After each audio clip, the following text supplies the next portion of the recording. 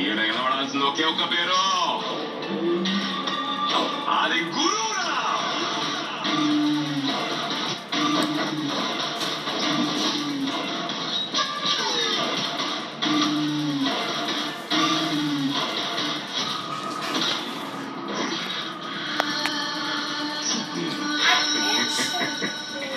పెద్దోళ్ళు చాలా గొప్ప డాక్టర్. ఎవడి సావు ఎవడి చేతిలో ఉండదో ఎవడికి తెలియదని ఊరికైనా చెప్పినారా? నా చేతిలో చచ్చేదానికి హైదరాబాద్ నుంచి వచ్చిండు. మనిషన్నోడు బలంతో బతకాలా లేదు భయంతో బతకాలా? నీకు రెండు లేవే, దానికే కదా నువ్వు సస్తున్నావు.